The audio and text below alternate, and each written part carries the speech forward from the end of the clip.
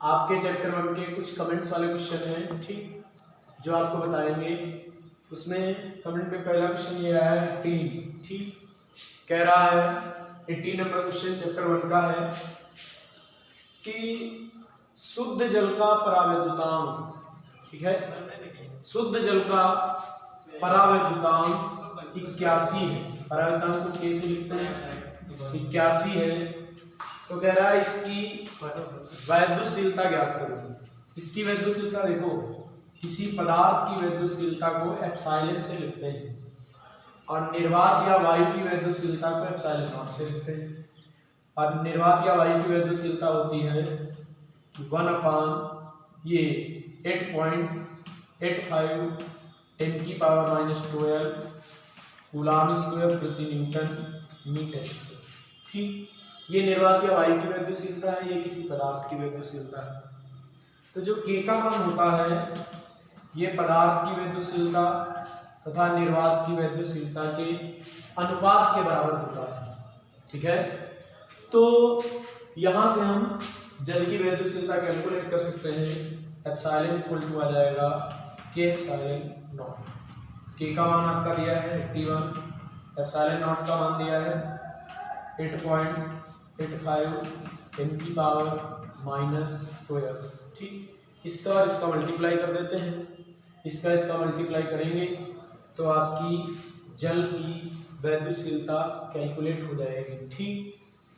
इसका मल्टीप्लाई अलग करके देख लेंगे 8.85 और 8 होगा, ठीक, 81 का ये 5 8 8 और ये 0 8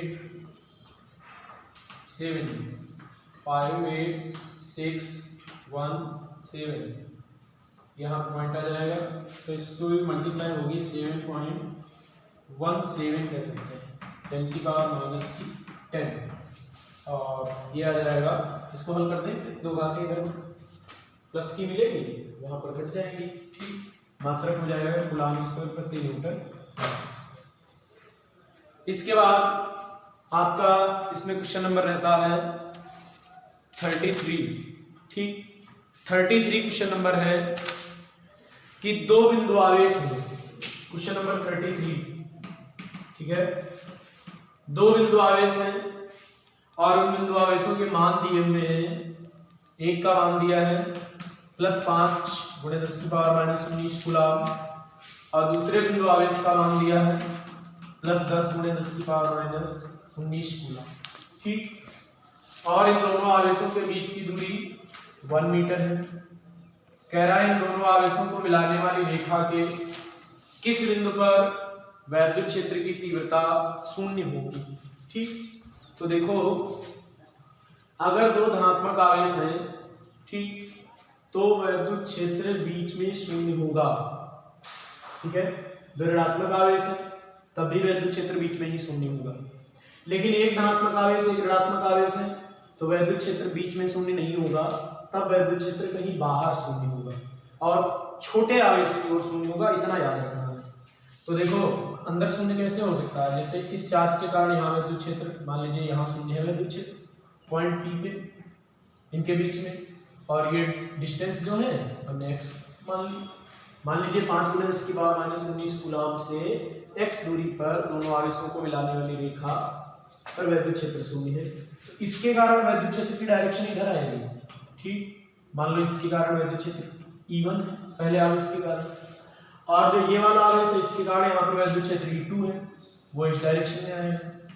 अब डायरेक्शन के बारे में आपको बताया गया है कि किसी भी आवेश के कारण किसी बिंदु पर वैद्युत क्षेत्र की दिशा का पता करना है तो उस बिंदु पर एक पॉइंट चार्ज मानते हैं या उस बिंदु पर एक टेस्ट चार्ज मानते हैं। टेस्ट चार्ज को हम +Q0 लिखते हैं और आप अगर यहाँ पर +Q0 आवेश रखेंगे तो ये आवेश इसको रिपल करेगा, तो इस आवेश के कारण वैद्युत क्षेत्र इससे दूर की ओर होगा और इस आवेश के कारण जो वैद्युत क्षेत्र होगा इससे दूर की ओर होगा।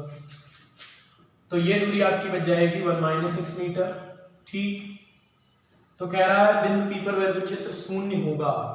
तो बिंदु P पर वैद्युत क्षेत्र कैसे 0 होगा, जब E1 E2 दोनों आपस में बराबर हो और दिशाओं में परस्पर विपरीत हो, तभी वैद्युत क्षेत्र 0 हो सकता है। अब जैसे मान लीजिए ये प्लस होता है माइनस होता तो प्लस चार्ज के कारण तो विद्युत क्षेत्र इधर होता, लेकिन माइनस चार्ज के कारण भी इधर ही होता, तो शून्य बीच में नहीं हो सकता था। ठीक, तो बाहर होता है छोटे आवेश की। तो बिंदु P पर विद्युत क्षेत्र शून्य है, क्योंकि बिंदु P पर विद्युत क्षेत्र शून्य है, इसलिए क्या हो सकता है, इक्वल टू ये E1 बराबर तभी शून्य होगा, E1 इंटू बराबर दिशाओं में परस्पर विपरीत। कभी भी क्वेश्चन ऐसे नहीं होंगे बीच में विद्युत क्षेत्र पूछेगा, तो बीच में विद्युत क्षेत्र का मान कितना निकलेगा, तो तरीके आपके यही होंगे। हो सकता है यहाँ शून्य की कंडीशन ना दे, जब जोड़ो ना सब जगह शून्य नहीं होगा, पूछ देगी पहले आवेश से इतनी दूरी पर विद्युत क्षेत्र कितना होगा, तो पहले और दूसरे आवेश के बाद विद्युत क्षेत्र निकाल के जो विद्युत क्षेत्र ज्यादा है उससे कम वाले को बता देंगे, आसानी से बीच में कहीं भी विद्युत क्षेत्र पूछे निकल सकता है। लेकिन यदि ये पूछे विद्युत क्षेत्र शून्य है, तब तो 100% दोनों आवेशों के कारण बिंदु P पर जो विद्युत क्षेत्र होंगे वो बराबर होंगे और एक दूसरे के परस्पर विपरीत होंगे। तो E1 का मान क्या है, आपने पढ़ा है, Q चार्ज के कारण R दूरी पर विद्युत क्षेत्र की तीव्रता होती है इक्वल टू 1/4 Q/r।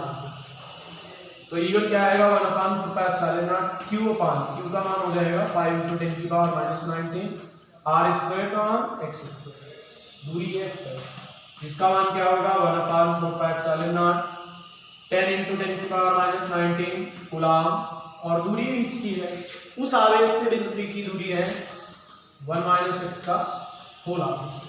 ठीक, क्या करेंगे, इसको काट देंगे, ये 10⁻⁻19 कट जाएगा, 5 से ये 2 बार कट जाएगा, तो उधर क्या बचा 1/x, ये 1/x बचा 1/x², इधर क्या बचा 2/1 - x का होल। वैसे आप हल करेंगे इसको वर्गमूल ले लेंगे, ये हो जाएगा 1/x, इधर क्या आएगा √2/1 - x, तेरे गुणा करेंगे 1 - x equal to √2x, x उधर भेज दें, उधर x जाएगा तो x कॉमन हो जाएगा, तो √2 + 1 × x, यहाँ से x की वैल्यू निकाल लेंगे 1/√2 + 1। अब क्या करें, 1/√2 + 1 ऊपर नीचे √2 - 1 का मल्टीप्लाई कर देंगे। ठीक,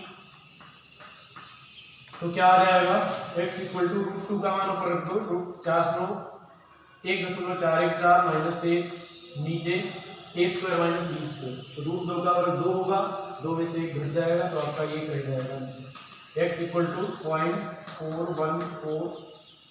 ठीक, ये मीटर आ जाएगा, या इसको लिख सकते हैं 41.4 सेंटीमीटर। तो इस प्रकार 5 × 10⁻⁻19 कूलम के आवेश से 41.4 मीटर की दूरी पर विद्युत क्षेत्र का मान शून्य प्राप्त होगा। ठीक, और हाँ ये भी हो सकता है कि इसके बीच में विद्युत क्षेत्र पूछ भी नहीं, यदि विद्युत क्षेत्र इसके बीच में पूछे तो इसके कारण विद्युत क्षेत्र लिखना E1, इसके कारण विद्युत क्षेत्र लिखना E2, दिशा देखकर जोड़ना घटाना, अगर दोनों पॉजिटिव है तो घटेगा ही, अंतर होगा, दोनों निगेटिव है तो 100% जुड़ेगा, दोनों निगेटिव है तभी अंतर आएगा, लेकिन एक पॉजिटिव एक निगेटिव है तो जुड़ जाएंगे। ठीक, देखिए ध्यान दो, क्वेश्चन नंबर इसके बाद आता है 41, कह रहा है +2.4 माइक्रो कूलम और -2.4 माइक्रो कूलम के दो बिंदु आवेश हैं। दरअसल ये एक वैद्युत द्विध्रुव बन जाएगा, धनात्मक आवेश है ये और ये ऋणात्मक आवेश है, इनके बीच की डिस्टेंस जिसको आप 2l कहते हो, तो 2l इक्वल टू दिया है 2.5 × 10⁻³ मीटर। ठीक, ये 2.5 मिलीमीटर है, बहुत ही कम दूरी है, और कह रहा है कि इस द्विध्रुव से 0.30 मीटर की दूरी पर विद्युत क्षेत्र की तीव्रता निरक्षीय स्थिति में ज्ञात कीजिए। तो ध्यान देने वाली बात है कि निरक्षीय स्थिति में पॉइंट यहाँ पर आएगा। ठीक, अब जब पॉइंट यहाँ पे निरक्षीय स्थिति में आएगा तो ये दूरी जो आपकी दी है ये वाली, ये r इक्वल टू 0.30 मीटर। ध्यान दो ये 2.5 मिलीमीटर है, ये 0.30 मीटर या 30 सेंटीमीटर है, तो 30 सेंटीमीटर की तुलना में 2.5 मिलीमीटर बहुत ही कम है, तो L तो नगण्य ही माना जाएगा। लेकिन ऐसा नहीं कि इसको छोड़ दें, इसका यूज है यहाँ। ठीक, तो आपने पढ़ा है कि निरक्षीय स्थिति में वैद्युत क्षेत्र की तीव्रता होती है इक्वल टू 1/4πε0 P/R की। ठीक, इसके पश्चात क्या करेंगे कि 1/4πε0 का मान पता है, R का मान पता है, लेकिन P का मान नहीं मालूम। तो P के लिए आप जानते हैं ये प्लस क्यू है, ये माइनस क्यू है, 2 ले लिया। तो वैद्युत द्विध्रुव आघूर्ण P का मान होता है 2 × 2। Q का मान क्या है? Q का मान क्या है? 2.4। इसी एक आवेश का परिमाण माइक्रो कूलाम में है, कूलाम में कर देंगे। 2L आपका मीटर में ही दिया है, तो 2.5 × 10⁻³ मीटर। तो ये हो जाएगा, इसका मल्टीप्लाई करेंगे तो 6.00 या 6 × 10⁻⁹ कूलाम मीटर होगा। ये P का मान है, रख दे यहाँ पे। तो 9 × 10⁹ P का मान है, 6 × 10⁻⁹ अपान में R का मान 0.30 मीटर, इसका होल। तो ऊपर पावर तो प्लस माइनस माइनस हो जाएगी। ठीक, ये ऊपर रह जाएगा 9 × 6, नीचे क्या आएगा 0.30 3 बार, 0.30 और 0.3। ठीक, सब पॉइंट हटा दें, सब पॉइंट हटा दें तो ऊपर कितने 0, 2, 2, 4, 2, 6, लेकिन 3 तो ऐसे कट जाएंगे। ठीक, 3 ऐसे कट गए, 3 दूना कितना है 6, 3 3 9, ऊपर बचा 2 × 10⁻³ न्यूटन प्रति। अब कह रहा है यदि इसी द्विध्रुव को 90 घुमा दें, देखो जैसे द्विध्रुव ऐसे रखा है, 90 घुमाने का मतलब ऐसे घुमाना। ठीक, मान लीजिए द्विध्रुव हमारा इस प्रकार से रखा है और उसको घुमाकर ऐसे कर दिया गया, 90 घूम गया। अगर ये द्विध्रुव घूमकर 90 पर घूम जाए तो यही भी अच्छी स्थिति में आ जाएगा। तो लिखेंगे द्विध्रुव को 90 डिग्री से घुमाने पर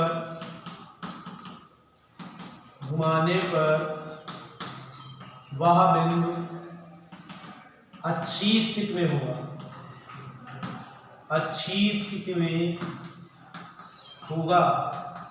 तो अच्छी स्थिति में आपने P का मान क्या पढ़ा 1/4πε0 P/2P/R के, ध्यान देना। तो ये 2 आगे कर ले, बचेगा 1/4πε0 P/R की, जो आप हल कर चुके हैं। ठीक भाई, 1/4πε0 P/R की हल कर चुके हैं, 2 आगे ले लिया, जिसका मान निकाला 2 × 10⁻³ तो हो जाएगा 4 × 10⁻³ न्यूटन पर। तो इस प्रकार से एक अच्छी स्थिति में, ऐसा आपको विभव के बारे में हमने बताया था कि विभव आप कैसे कैलकुलेट करेंगे। विभव द्विध्रुव को अच्छी स्थिति में निकाल कर अगर द्विध्रुव को 90 से घुमा दें तो निरक्षीय स्थिति में पॉइंट हो जाता है, क्योंकि वहां निरक्षीय स्थिति में विभव 0 निकलता है, लेकिन यहाँ निरक्षीय स्थिति में वैद्युत क्षेत्र का मान कैलकुलेट होता है। ठीक, फिर जो भी क्वेश्चन आते रहेंगे वो आपके अगले वीडियो में बताए जाएंगे। ठीक स्टूडेंट्स, आपको इलेक्ट्रिक पोटेंशियल वाला लेसन पढ़ा रहे थे।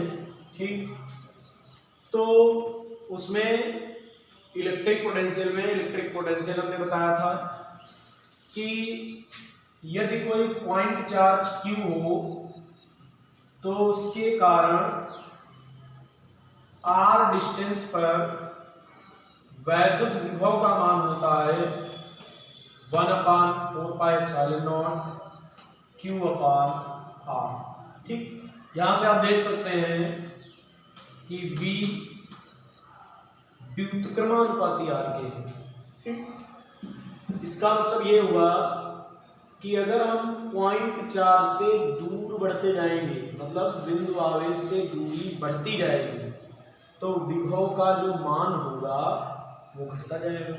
ठीक, तो आपको पढ़ाएंगे आज कि दूरी के वर्ष विभव का मान किस प्रकार परिवर्तित होता है और विभव परिवर्तन की दर दूरी के सापेक्ष जो आती है उसको क्या बोलते हैं।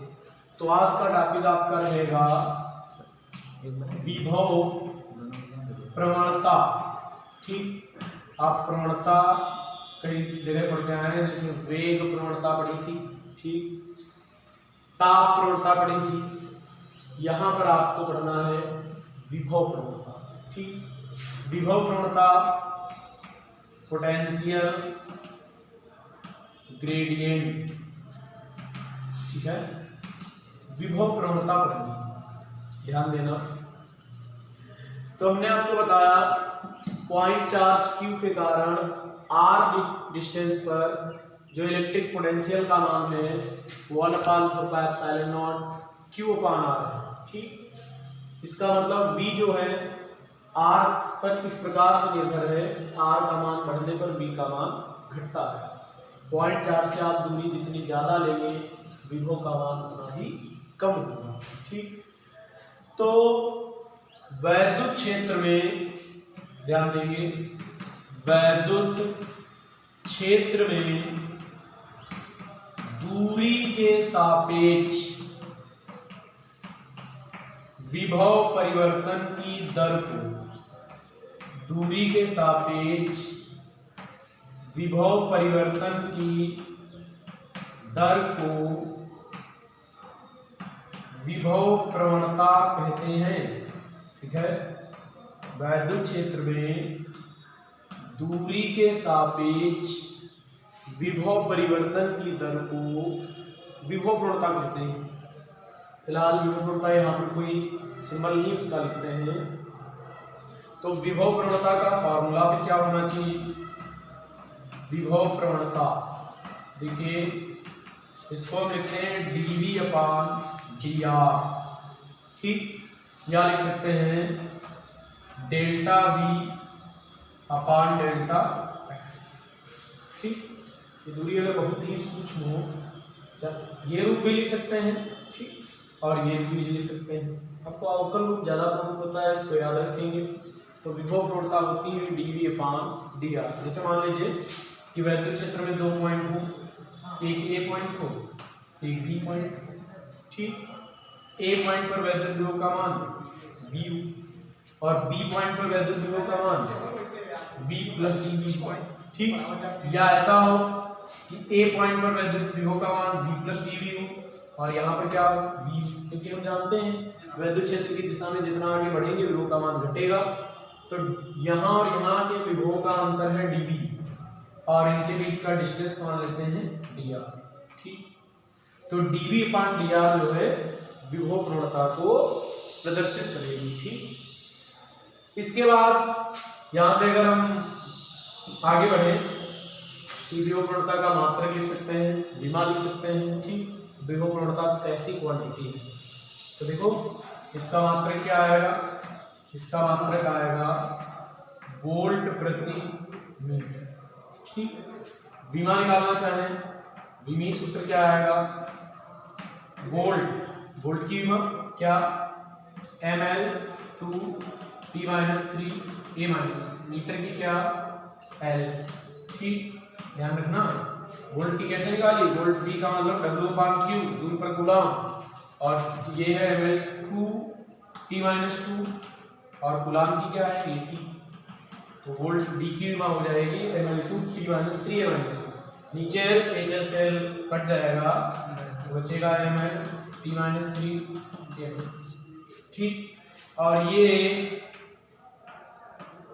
वेक्टर क्वांटिटी सदिश राशि, इसकी जो दिशा होती है वो वैद्युत क्षेत्र के विपरीत दिशा में होती है।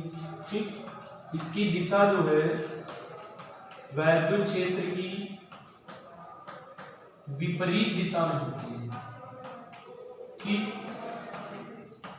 याद रखना विभव प्रवणता एक सदिश राशि है जिसकी दिशा वैद्युत क्षेत्र के अपोजिट होती है।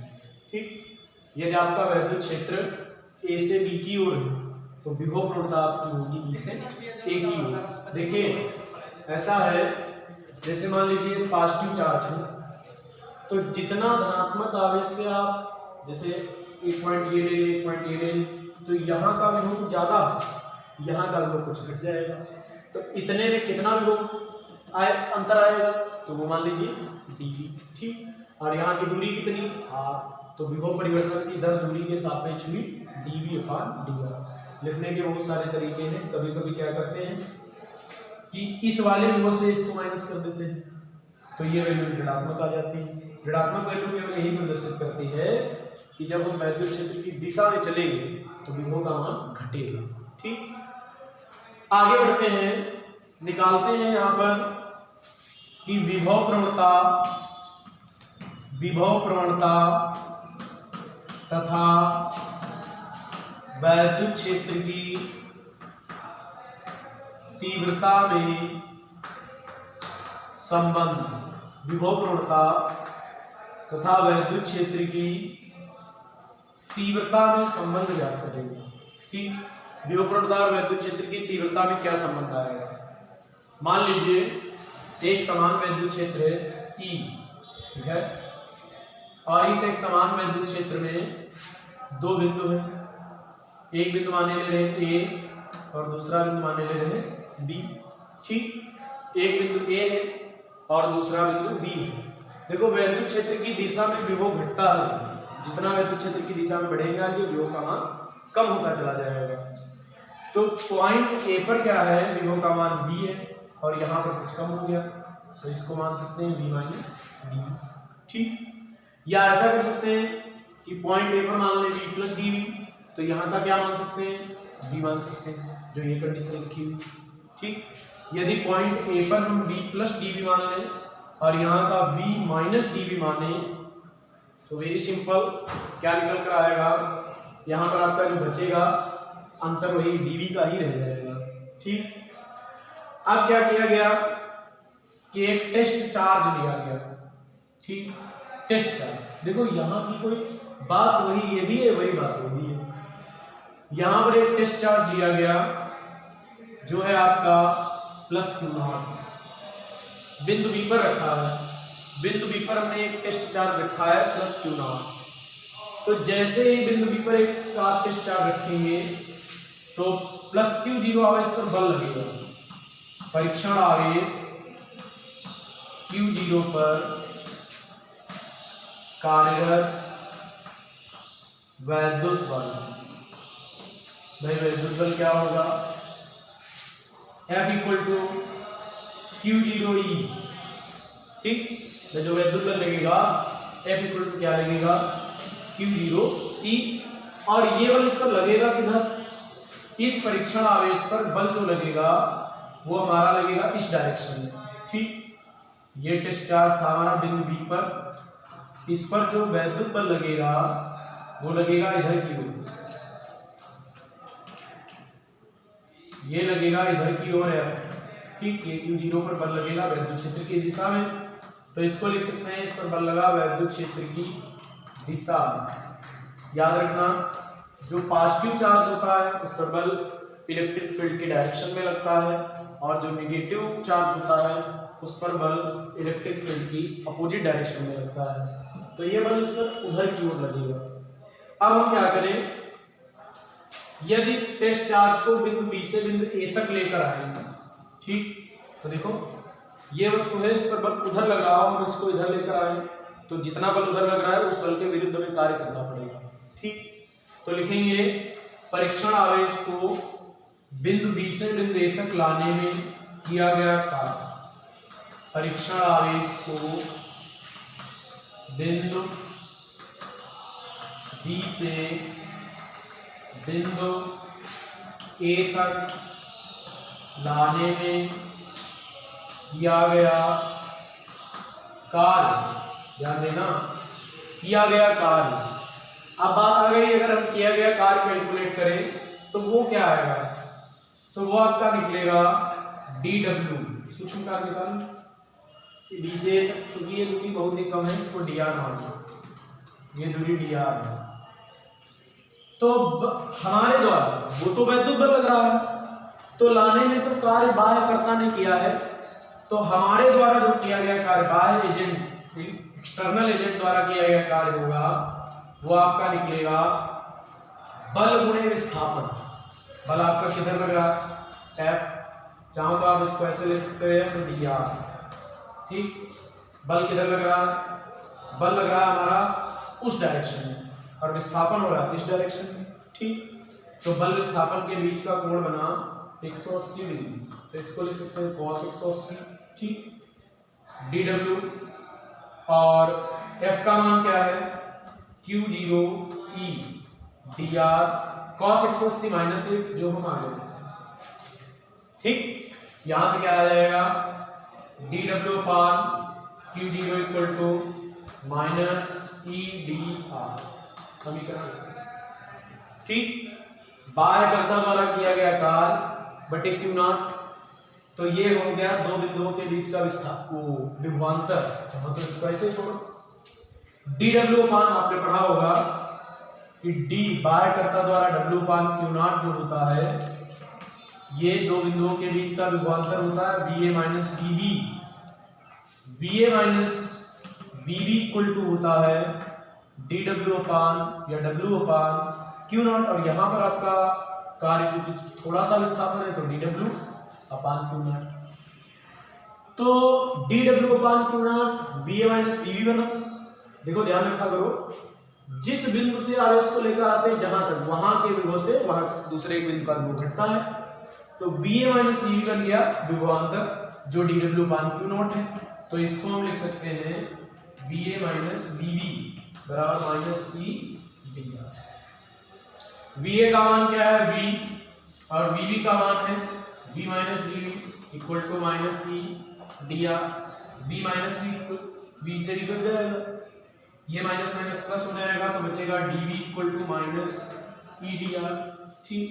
यहां से आप निकाल सकते हैं e की वैल्यू, ध्यान दीजिएगा भाई जगह बहुत कम है, ठीक। तो e की वैल्यू आ जाएगी माइनस dv अपान dt, e बराबर निकालेंगे माइनस dv अपान dr। e क्या है, वैद्युत क्षेत्र की, इधर लिख दिया हमने, e क्या है, वैद्युत क्षेत्र की तीव्रता, और dv अपान dr क्या है, विभव प्रवणता, अर्थात जो वैद्युत क्षेत्र की तीव्रता होती है वो ऋणात्मक विभव प्रवणता के बराबर होती है, ठीक। निगेटिव पोटेंशियल ग्रेडियंट ऋणात्मक विभव प्रवणता के बराबर होती है, तो यहां से एक नई यूनिट बनी E का मात्रक, ध्यान देना, E का मात्रक बन गया है क्या, वोल्ट प्रति मीटर। E का मात्रक बन गया वोल्ट प्रति मीटर, ये नई यूनिट है। आपने E का मात्रक ये पढ़ रखा है न्यूटन प्रति कूलम, लेकिन यहाँ पर एक नई यूनिट आपको मिल जाती है न्यूटन वोल्ट प्रति मीटर। ये नोट कर लेना आपका, E का मात्रक वोल्ट प्रति मीटर, तो एक E का मात्रक था न्यूटन प्रति कूलम, एक हो गया वोल्ट प्रति मीटर। अब यहां से थोड़ा और ध्यान देना, अगर दो पैरेलल प्लेटें हों, ठीक, जिनके बीच की डिस्टेंस d हो और इन प्लेटों के बीच का विभवांतर v, ठीक, तो प्लेटों के बीच वैद्युत क्षेत्र E का जो मान होता है वो विभवांतर बटे दूरी, ठीक, v upon d, E equal to v upon d। यदि ये डिस्टेंस l मान लें तो E अपान l हो जाएगा, v अपान l हो जाएगा, और यदि ये distance E equal to x मान लें तो equal to v upon x हो जाएगा। ये बहुत प्रमुख फार्मूला रहेगा। दो पैरेलल प्लेटें हों, एक पॉजिटिव हो एक निगेटिव हो, और उनके बीच की डिस्टेंस d हो, ठीक, और विभवांतर उनके बीच क्या हो v, तो वैद्युत क्षेत्र का मान होता है equal to v upon d। ये नोट करने वाली बात है, ये नोट कर सकते, फॉर्मूला नोट कर लेना, इसी के अनुसार निकलता है भाई। देखो dv जो है यहाँ का है तो विभवांतर ही, तो हमने यहाँ का विभवांतर रख लिया इन दोनों प्लेटों के बीच का, और उनके बीच की दूरी मतलब a और b के बीच की दूरी यहाँ dr है, और यहाँ दोनों प्लेटों के बीच की दूरी क्या है, d है, ठीक। तो E equal to v upon d formula हो सकता है। तो इस प्रकार आपका पोटेंशियल ग्रेडियंट और इलेक्ट्रिक फील्ड इस प्रकार रिलेटेड होते हैं, निकालना बहुत ही आसान है। और हमने आपको बताया कि v plus d v minus d, confuse मत होना, ये v प्लस डी वी कर लो, ये v कर लो, जैसे ये लिखा है, तो v प्लस डी वी रखना और माइनस v होगा तो बचेगा डी। चाहे आप वैसे कर लीजिए, ऐसे दोनों भी सही होते हैं, या यहाँ के लिए क्या कर सकते हैं, इसको v मान लो, इसको v माइनस डी मान लो, बात एक रहती है, ठीक। तो इस प्रकार से ये टॉपिक आपका पूरा होता है। इसके बाद आपको बताएंगे कि किसी आवेश को अगर वैद्युत क्षेत्र में रख दें तो किस प्रकार गति करेगा, ठीक, उसका पथ कैसा होगा।